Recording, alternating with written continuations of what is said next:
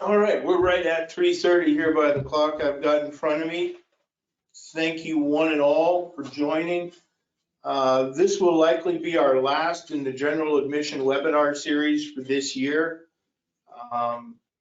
Just as a note, if any of you have a desire or a requirement for a project-specific type application, to do a very specific webinar for your particular group, please feel free to let us know. We are circulating through various means right now a questionnaire where if you want to select from a topic that we have presented previously or a different topic, we can do a targeted webinar for your company, for your project group, for your local IEEE chapter. We realize a lot of people are still doing Zoom or Teams or GoToMeeting webinars as opposed to lunch and learns on site. Those will still be available after this. So if there's something you'd like done, please contact your local Post Clover rep or your local regional sales manager to get that set up.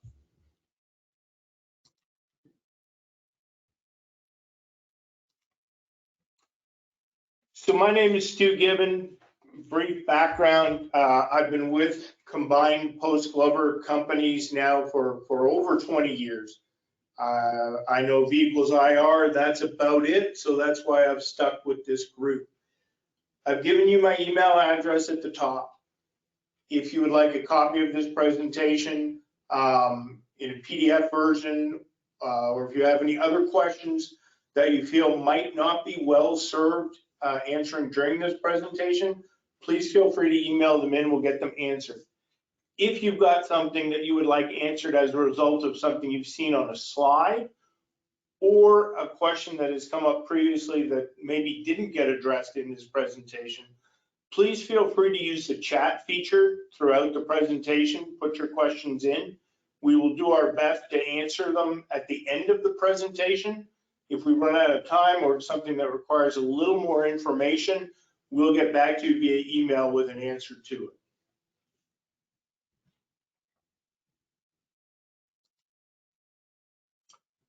So what are we hoping to do today? We're hoping to explain a little bit more about dynamic braking resistors as a background to this. We won't go deep into dynamic braking resistors or regen modules or other methodologies of reabsorbing that energy from a motor from an application. We have done some of those presentations previously, and a lot of them are available on our YouTube channel, or if you email us, we can give you the original presentation. Beyond just dynamic braking resistors, we're going to discuss the engineering of fan cooled dynamic braking resistors. Obviously, most of you are familiar. When you see DB, we're referring to dynamic braking resistors. We're going to compare some applications when and why to use fan cooled dynamic braking resistors, and then we'll get to the questions that you have during this presentation. So again, if there's anything that comes up, use that chat feature, type in the question, and we'll do our best to get them addressed. So why use dynamic braking resistors? The simplest background to this paper and the use of dynamic braking with respect to variable frequency drives and motors. Your variable frequency drive takes a 60 or a 50 hertz power source, depending on where you're calling in from, and converts it so that we can vary that frequency as it feeds the motor. By being able to vary the frequency, we're able then to control the speed of the motor better, because obviously a 60 hertz motor, when you apply 60 hertz power, turns at one speed. So now we're able to ramp the motor up under load or do a controlled start. But we're going to get into a condition where either we need to stop that motor. So we're thinking a conveyor belt, we're thinking an e-stop, we're thinking something where I need a defined stopping period. So, or the other one would be a situation where what we call an overhauling load. So an overhauling load would be a full elevator car, as it's coming down, basically starts pulling on that motor beyond the speed it wants to run at, turns it into a generator. In both stopping and the overhauling or generating phase of motion with a motor, we're feeding back toward the variable frequency drive, which may or not be able to take that power. You've all seen some variable frequency drives that come with a low 1 to maybe 5% duty cycle resistor in them. But for larger applications, that's just not enough to deal with that energy being fed back toward it. So what we do is we apply a brake chopper module, which is basically a voltage switch. We see voltage coming back, we switch it to a resistor. That energy then gets bled off the motor and into a resistor where it's converted to heat. It's a very simple solution. It's been around for years. It still works, and that's why it's used. So dynamic braking resistors, as most people are aware, like I said, they've been around forever. They're a very simple device. We take electricity, basically in the form of current, feed it through a resistor, and bleed it off as heat. It'll safely control and stop a load as long as you size it for the variable frequency drive in the motor and the duty cycle or the operation that you're actually trying to control. It's possible to use various resistors for various applications, but it's important to, when you speak to a distributor or you speak to an OEM or you speak to us here, describe the application, the VFD size, what you're looking to achieve to make sure you get a resistor size correctly for you. Again, things to consider when using a dynamic braking resistor with a variable frequency drive application. That energy is going to be lost as heat. The heat goes somewhere. Pay attention to where you mount dynamic braking resistors. Pay attention to the orientation of a dynamic braking resistor when you mount it on a wall or a back panel. As you can see, there are vents in this one on one end and not on the other. Most come equipped now with a thermal switch. The thermal switch is designed to be mounted near the bottom of the enclosure. So if you invert the enclosure on a wall, put that thermal switch near the top, it may overheat and trip erroneously because it wasn't intended to be there in the first place. The other problem, I guess, with overheating can also be if your resistor is sized incorrectly. You specified a certain duty cycle, and now we're doing this operation a lot more frequently. The resistor isn't cooling down as much in between operations. I'm tripping my thermal switch. There's no damage to the resistor, but I'm getting a bad fault because of it. When we consider space with a braking resistor, it's not only the space for the resistor, maybe a bending radius of the cables going to it, but also dealing with that heat that it's going to express into the atmosphere around it. That means that equipment above it, placing it inside an MCC panel, for example, may not be the best place for it. Take into account the air conditioning load in your room if those are going to be issues for you. So the physics of resistors are pretty simple. Most people have seen this in some shape or form. As we pass current into the resistor, we generate more heat. So if I put a single resistor design, if I put 10 amps through it, I'll get one temperature. If I put 100 amps through it, I'll get a different temperature. That has to be taken into account. The other thing that's important to know is resistors are pretty simple devices. So that current at a specific voltage gives me the watts. In order to deal with those watts and maintain an industry approved temperature rise, I need a certain amount of mass. The more mass I try and put on that resistor, or the more watts I try and pass through a resistor in a particular application, the more mass that I need. Now, there are some things here to consider as well. Consider the material that you're using. Various grades of steel are going to have different temperature characteristics. The other thing to consider, and we talk about this frequently with grounding resistors because there's relays involved. But different types of steel, as you apply current to them, as they get hotter, their resistance will actually go up. Now, depending on the grade of steel, that change may be 20 or 30%, or that change could be near 100%. So when you're designing a system and I want my motor to stop in X seconds, if I'm expecting a temperature change of 30% and it's a temperature change of 100%, I'm not getting that X seconds anymore. Make sure you discuss this, if necessary, with your braking resistor supplier, with your distributor, to be sure that you're getting a resistor grade alloy in your steel and not simply, for example, a 304 stainless. Unless your application is one where I'm going to bleed this off over a longer period of time, I don't care what the material is, all I need is stainless steel and sufficient mass.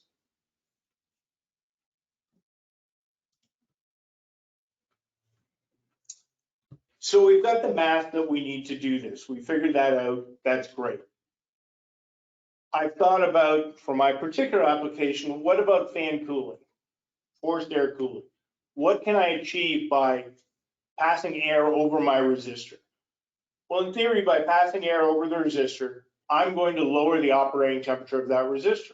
Like we saw before, that could mean either I can get away with less mass, or I can push more current through the design mass that's already there. So what we're looking to do, so the main goals are increase our watt density, reduce our footprint, improve the reliability, and ideally end up with the lowest total cost. So watt density is something we discuss here internally. I'm sure customers don't discuss it nearly as much. It's basically how much power can we dissipate per surface area in a resistor. So when we're using fan cooling and blowing across it, the more surface area, the more cooling.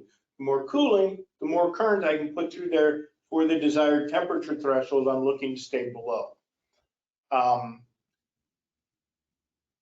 What we're looking at there is, obviously a flat surface, I'm going to be able to pass more air over it. I'm going to be able to cool it better. That watt density, by now blowing the air over it and I've driven up my watt density, I can now get more out of those resistors. If I can get more out of those resistors, I can get away with a little bit less mass. Less mass would mean fewer resistors. Fewer resistors would mean a smaller footprint or enclosure size to put it in, but it could also mean fewer bus bar connections, fewer insulators, fewer supports. So I'm driving down the cost of the physical components in there by adding a fan to it. Optimizing that watt density in a particular application is going to be the key to lowering the size of the unit and therefore also the cost of the unit.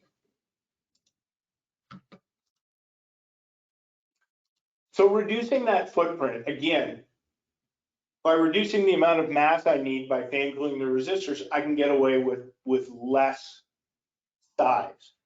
So there are going to be applications where I don't have the room to put a resistor in that is non-fan cooled. So by fan cooling, I make it a little bit smaller and I can put it in a spot where normally I couldn't. The things you need to consider as well with that is I'm going to need room around this fan cooled resistor to bring air in at some point that is forced over the resistor. So I'm going to have some clearance around it. Probably can't mount it against the wall. Can't pigeonhole it in with other equipment around it that may impact the air intake. All fan cooled resistors are designed to be able to draw in a certain volume of air. And if I curtail that, it's likely the resistor isn't going to perform as well and or possibly have a shortened lifespan. The other thing that's important is I now don't have heat just escaping the unit as it would in a naturally cooled or convection cooled unit. I've now got hot air being blown out of it. So I've got to pay attention to where that hot air now is being blown. If you were to mount a resistor in a horizontal fashion and blow air out of it, you're going to need a lot more room at that exhaust end to make sure I'm not blowing it into an area that that isn't equipped to deal with that heat.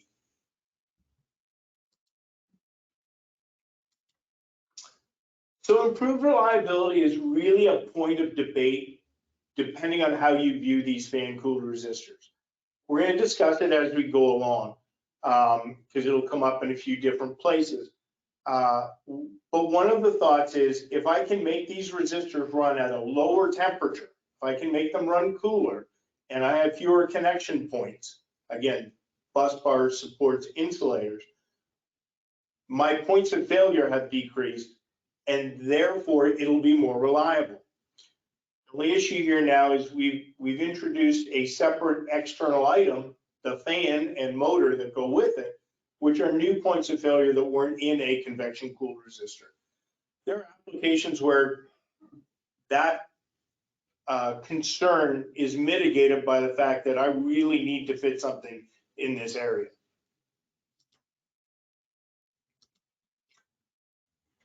And the last item here, the last goal that we're looking to do is we're looking for the lowest total cost.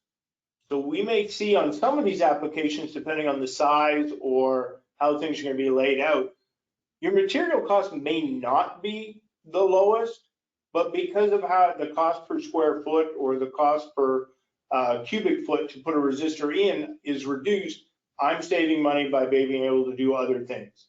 So the value of the floor space or the footprint for your application is going to be important in determining, did I get the lowest total cost? Admittedly, by taking more steel out of the unit, replacing it with a fan, there is the opportunity there on some sizes to also bring the total cost of the purchased equipment down. And another thing to consider is the potential cost of spares.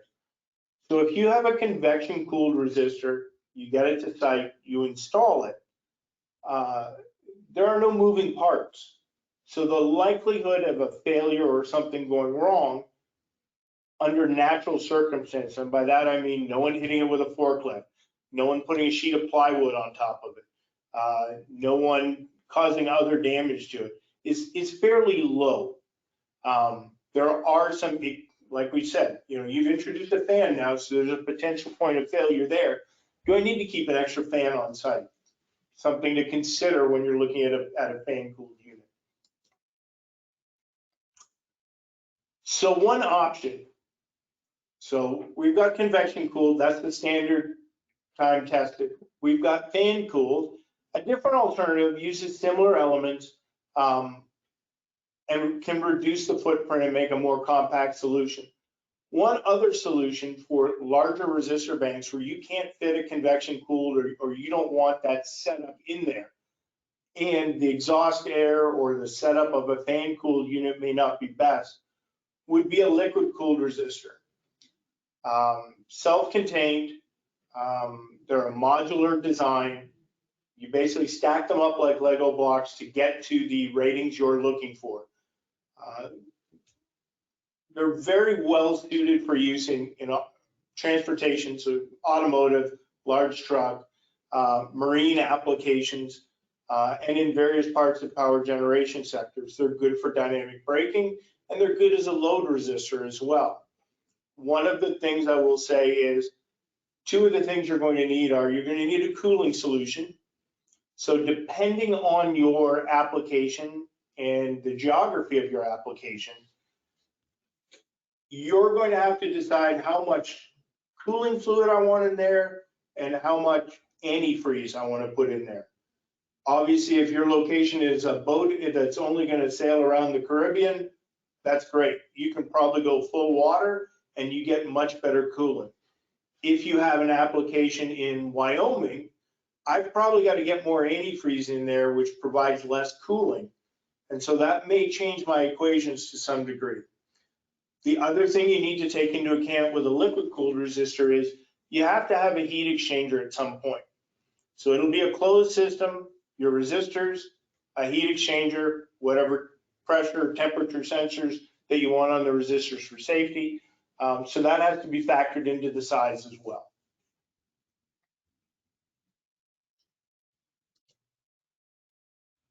We're going to take a moment. I'll have one of my colleagues launch a poll question here just to make sure John's still paying attention.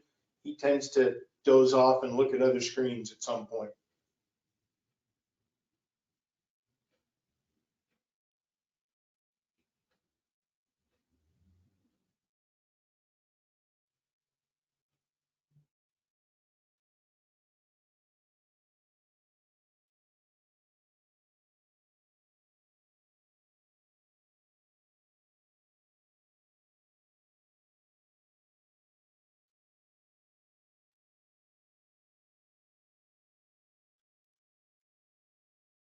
All right, Stu, with about 60% of people responding, about two-thirds of the people have dealt with a 25 kW to 100 kW, 20% under 25 kW, and 16% over 100 kW.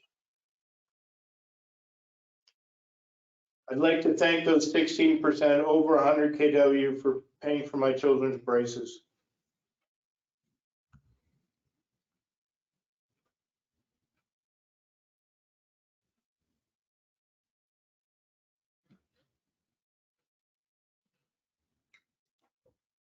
And we're back at it.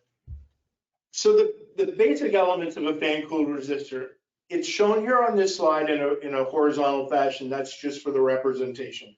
Obviously, these can be mounted either horizontally or vertically. One thing to keep in mind, depending on the fan you choose, some fans can be mounted vertically, some fans can be mounted horizontally, and some can be mounted in either direction. It's important to specify this if you're looking to do it, because some fans just aren't set up bearing-wise mechanically to go either horizontal or vertical, and you've got to specify from the jump. So in our simple setup like this, you've got a fan, it's going to blow air across the resistors, and then I've got my exhaust air. You'll see in a moment why I've chosen to include the exhaust air in this as an element of design. It'll become apparent. The first thing that we need to add, obviously, to this we've forgotten, is we don't have an enclosure around everything. The enclosure obviously holds everything in. The other thing it does is it provides basically the wind tunnel to get air across those resistors. It needs to be contained. It needs to have venting at the bottom near the fan to be able to draw air in. So depending on the size of the fan and the cooling you're looking to achieve, the venting at the bottom may have to change more or less depending on what you need. Resistors do best when cooled via what we call the chimney effect. So it needs to draw air in at the bottom and release air at the top. The resistor area should be completely walled in. You may have seen this on other designs, low resistance grounding resistors, where there's vents at the bottom and vents at the top. Because by forcing the air to go out one particular place, you get less leakage, which means you get more airflow over the resistors themselves. So we end up with better cooling that way. Now, one thing to consider here is you can see it on this fan. The center hub of that fan doesn't have any blades on it. So you're going to end up with a dead spot of air at that point. The other thing is, in this situation, I've got a round fan. I haven't seen a lot of square fans. And typically, if I'm taking a stack of resistors, they're going to be in a square or rectangular frame and put above them. So I've got a round fan with a dead spot in the middle blowing air onto a bunch of resistors. So the next thing that realistically is going to be important to have in there is a diffuser. So what I need to do is break up that dead spot in the middle, because if I have a dead spot of air going up through those resistors, I'm going to end up with a hot spot at that location, at least in the first couple of elements or first couple of stacks of resistors. That could definitely cause a problem. Now, as the air moves up through whatever stack of resistors we have, it's going to bounce around to some degree and even itself out. The other point of putting a diffuser in here is, like I mentioned, I've got a round fan and a square stack of resistors. I need to make sure that air disperses and gets to the corners to avoid hot spots there. Something to consider, something to look at, but that's going to be one of the things. The diffuser should be engineered to match the resistor stack I have and the fan I'm intending to use.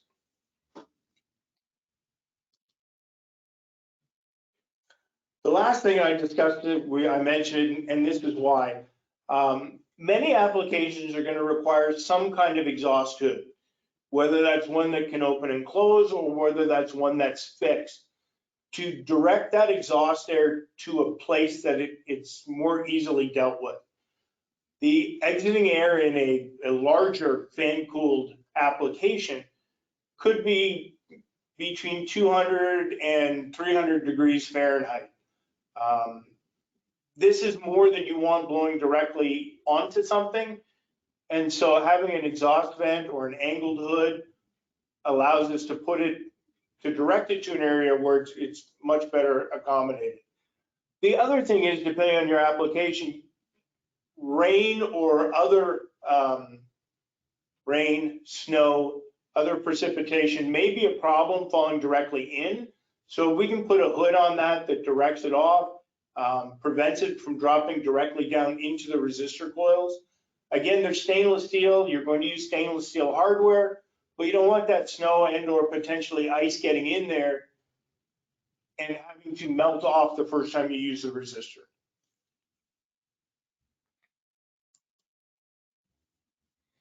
So here's some examples of typical fan-cooled designs. The one on the right of your screen, you can see at the very bottom, there's the inlet for the air. It's a punched grid pattern to allow it to draw air into the fan and to be blown through the resistors. The resistors are all going to be stacked up in that upper cabinet area. So the lower cabinet's going to be the fan. Typically, that's going to be a three-phase powered fan. It's going to blow through the resistors and exhaust out the top. That design is obviously set up for somewhere where the exhaust can go straight up. We're not concerned about any type of precipitation building up in the unit or even rain coming in. Most of those designs are still going to have some kind of grate on the top because local wildlife, depending on the season, may think this is a wonderful place to be. And pigeons and or squirrels and or the like inside are not going to be welcome when this thing fires up at temperature. The design on the left is the exact same unit, but you can see a hood on the top. And the hood is designed to keep precipitation out, but also funnel the air in a specific direction. So this gets our exhaust going a certain way. One thing that is going to have to be considered by the engineers is when I add a hood, I'm damping the airflow a certain percentage. I need to make sure I size my fan to accommodate for that.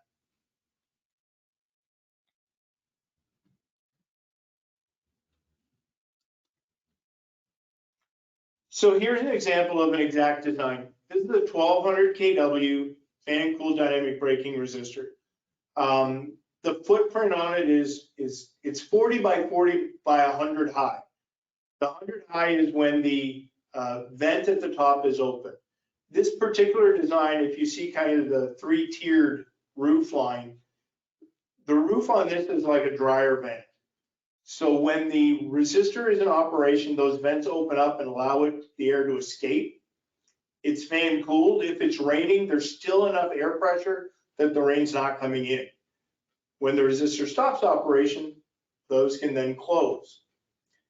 There's an extra 8 inches of depth on one side. You can see that on the right-hand side for any controls that are required for this braking resistor. The controls on something like this are more safeguards. So obviously we're probably going to have some type of thermal sensor in there. The thermal sensor will tell me if the resistors are overheating, and that could be a sign that, hey, something is designed wrong or we're having another issue. Some people will put a pressure switch in there. And this pressure switch is to let the user know, hey, is my fan running? Because obviously this resistor stack is designed with a mass to accommodate the current you have with the fan cooling. If I take away the fan cooling, those resistors are clearly not going to be designed to handle that current, and I could have a problem. So a pressure switch will tell me, hey, the fan's not running. We need to have we need to take some precautions at this point to shut this down. The third safeguard that is common on these is some type of reverse rotation sensor on that cooling fan.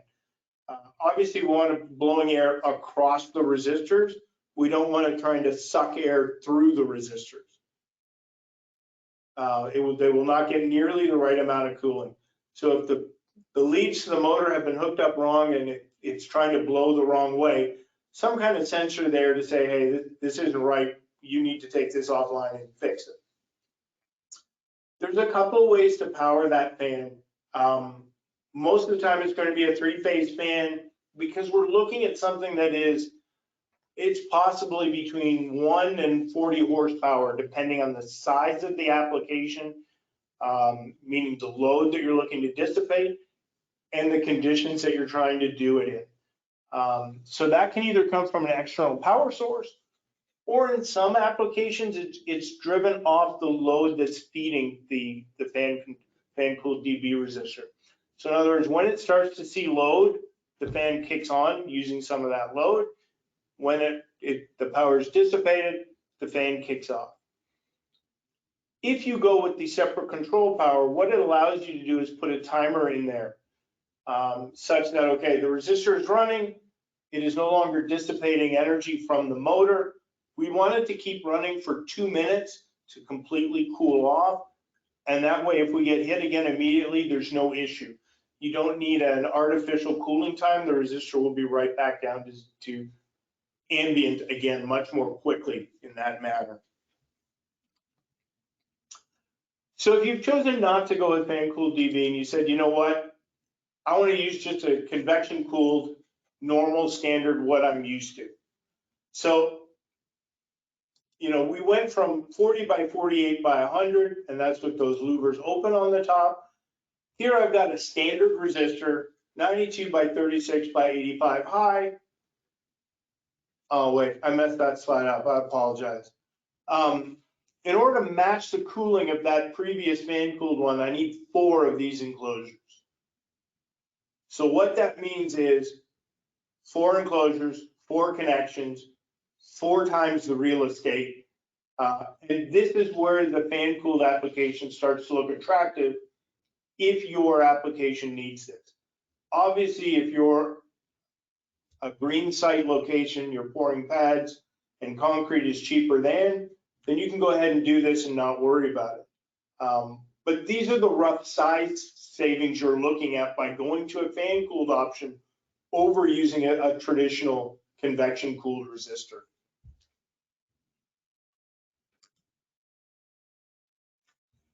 There are applications where, and I bring up fan cooled load banks now because everything we've talked about has been large resistors, so 1200 kW, 400 kW. There are applications less than that where it may be advantageous to use a fan cooled resistor. If you're looking to install a 10 kW braking resistor on a motor on a drive in an industrial plant, typically it's not going to work out economically to do that. However, in certain special instances, for example, if you're looking to achieve a portable load bank for testing, I want to be able to pick this up and carry it with me. Well, if you had 100 kW at 40 volts in a convection cooled resistor, I could be looking at a 4 foot by 4 foot by 4 foot high cube. That's not something I can throw in the back of a pickup truck by myself, carry to a job site, make use of it, and put it back in. So in those instances, the added cost of a fan makes sense for the application I'm doing. And there may be small DB applications as well where you say to yourself, you know what, I really need this smaller because of X, Y, and Z. Can you design a fan cooled? Because I think the added cost will work out for me in this application. Something to consider. Chris, I'm going to have you launch poll question number 2. And again, yes, these are totally designed to find out, are you still paying attention?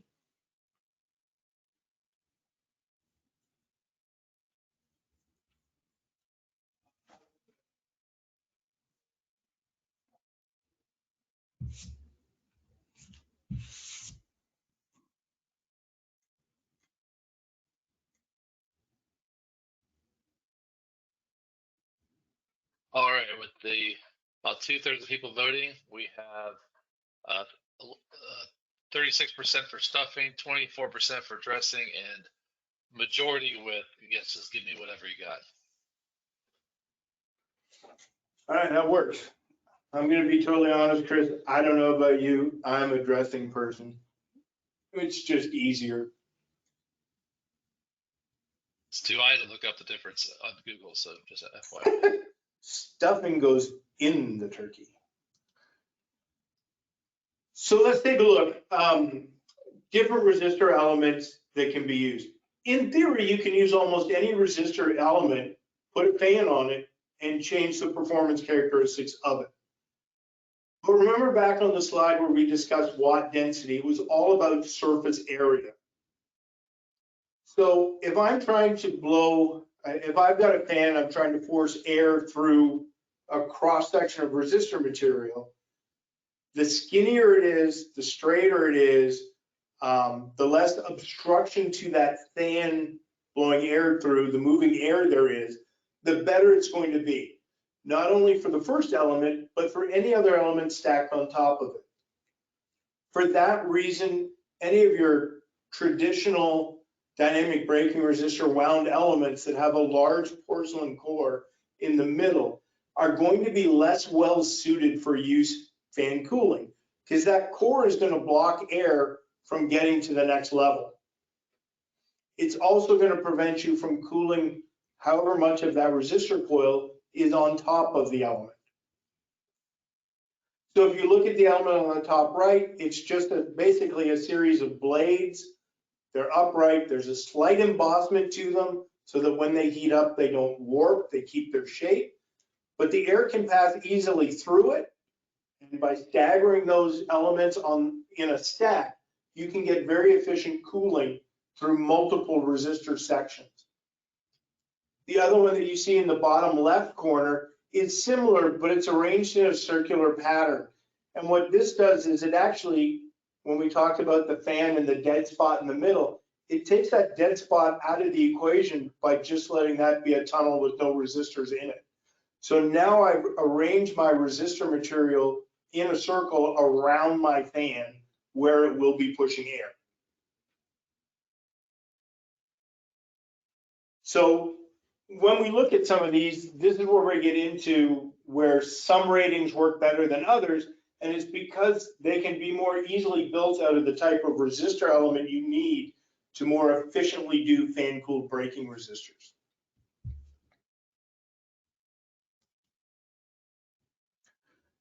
There are also different fan types. Remember I mentioned earlier, depending on the orientation of the unit that you're getting, is it going to be laying horizontally? Is it going to be standing vertically? That can change the fan arrangement or the fan type that you need, because some can blow either way and some need to be oriented in a particular direction in order to function reliably for a predictable lifespan. Most of the fans that we use are going to be what are called axial fans. So that's the two at the top. An axial fan basically pulls air in and sends the air out on one axis. So because of that, you need a certain amount of clearance under that fan to be able to draw air up into it and blow it up through the resistor element. So earlier when we showed that one resistor design with the grating around the bottom, the motor or the fan would not be all the way at the bottom of that. There'd be some empty space there to give the fan enough room to pull air up through and blow it through the resistors. The second type that you see down at the bottom is a radial fan.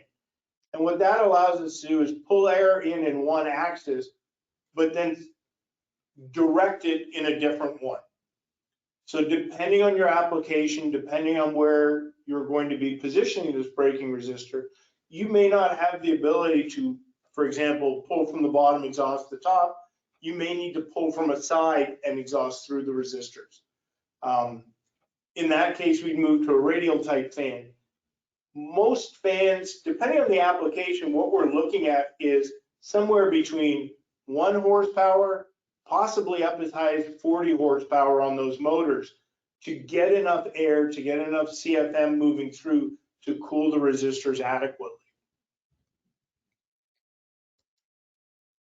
So when we take a look at examples, this is probably the heaviest duty load that resistor manufacturers do designs for. Locomotives can be potentially up to about 4 megawatt. You could even go as far as 100 horsepower fan motor on these things. Obviously, not only the weight of the locomotive, but obviously whatever it is pulling.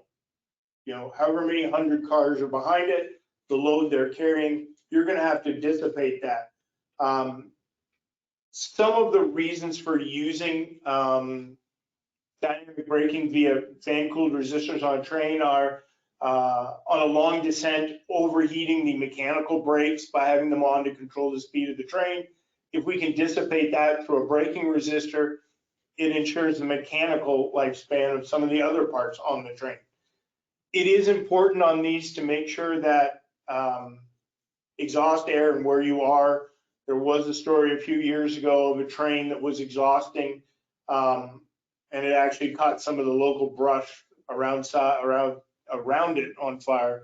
So directionally and what you're doing has to be taken into consideration on these. And it will be a very specific design that's done for these. So again, on a train, you're going into a very specific compartment. It's designed to accept a resistor. It's not sitting on a pad. It's not sitting on a skid. So as you can see, it's designed to, there's no grating on the bottom because it's going to drop into a space that has adequate air intake below it and can allow for the exhausting at the top because the venting for that is built into the train itself. Something to keep in mind on some of these applications as well, that venting at the bottom is not only, one of the major things for it is to keep debris from being sucked into the fan and then trying to pass it through the resistors. The resistors run hot enough that a lot of things will be burnt off, but there's still a lot of debris and stuff that you just don't want to be feeding through those resistors at that temperature. So another example where these are prevalent, and we see it a lot here in the US where we supply, and it's used other places as well, is oil field type applications. Obviously on an oil platform, the picture we showed in the opening introduction slide, space is at a premium. And so to be able to contain that, reduce it, exhaust it in a manner that it's not detrimental to anything else around is critical. On this one, we've got a VFD style powerhouse where the braking resistor is mounted on the back. I always call it the back patio. This one has I call it the dryer hood as a roof. When it needs to cool, it pops those open, exhausts the air out around it. These applications are going to be used for things like top drives. If you're not an oil filled person, you know, you've got a drill bit on the end of a pipe, motor drive combination is driving that down. If for some reason it has to stop and you've got however many thousand feet in the hole, it wants to sort of unwind. And when it unwinds, it drives back through the motor and the motor now has to dissipate that somewhere. That's where this resistor comes in. By mounting on the back deck, I don't have it inside the e-house. I don't have to worry about an air conditioning load to accommodate it, and I can simply exhaust it off into the atmosphere. There are other examples, obviously, of using fan-cooled DBs. These are some of the most obvious. A lot of the others get into, as I discussed earlier, specific applications where the customer has a need to shrink a footprint for whatever reason, or put a braking resistor in an area where fan cooling provides an advantage that you couldn't get on convection cooled. So again, if you're looking at an application saying to yourself, hey, you know what, this may be the way I need to go on this. Some of the customer specifications should include what I put here was a change in resistance maximum and minimum. What this really means to you, the customer, is how tight is the stop time I need on something? Like, is this e-stop where I really can't mess around? Or is this a pump or fan spooling down that I have a little more leeway? And that helps choose the resistor material that we use in terms of that change in resistance as it heats up. We would need to know, are there maximum operating temperatures for, say, that exiting air? Are there maximum operating temperatures for the resistor elements? Is this in some form of hazardous duty type area where my resistors can't get above 300 degrees Celsius? That's important to know so we don't turn this into some form of ticking time bomb. What is the duty cycle on your resistor? Is it going to be 10 seconds twice a day? Is it going to be 10 seconds every 20 seconds? Is it going to be for 3 minutes, 5 times a day? That helps decide how much energy are we going to need to dissipate? How long are we going to have for these resistors to cool down? How much material do we need to put into this? And then, of course, we need to know the ambient conditions of your site or the location you're looking to. What are the ambient temperatures? What's the temperature range? Air pressure, is there somewhere where that needs to be taken into consideration? Wind characteristics. Do we have to worry about putting a funnel hood on it, but then orienting it away from the prevailing wind, or if you have other equipment that is funneling air in a certain direction? And then any other adverse weather possibilities. Is this going to Alaska or is it going to the Gulf of Mexico? Changes the design characteristics, changes things to consider.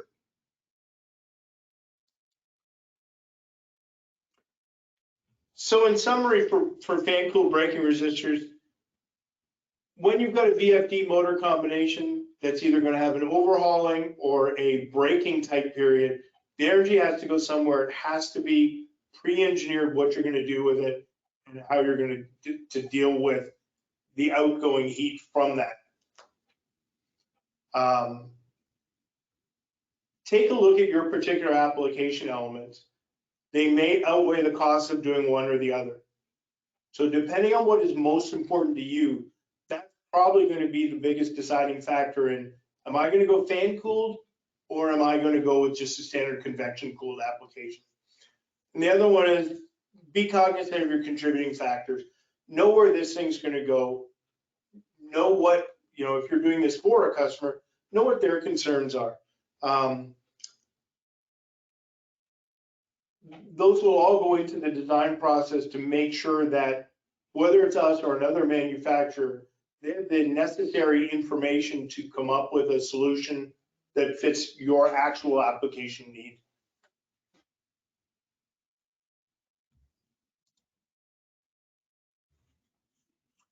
So again, I've got my email address up there. If you have any questions, please feel free to let me know. Other presentations that we have done previously on dynamic braking, on grounding, are available on our YouTube channel. I fully do not expect you to type that link in. If you hold your phone up to your screen now, you'll be able to get a link directly to that YouTube channel. Or when the presentation is emailed out, if you'd like it, you'll be able to get it from there. I'm either going to assume that I did an amazing job explaining all of this, or that everyone clicked out on me at some point, because I'm noticing there are no questions currently in the chat. So for that, I guess everyone is going to be released to continue with your day. Thank you all for attending. I greatly appreciate it. If there's anything that I can help with, or that anyone else here at Post Cover can help with, feel free to email me and we'll make sure it gets in the hand of the appropriate person. Thank you very much and have a great Thanksgiving next week.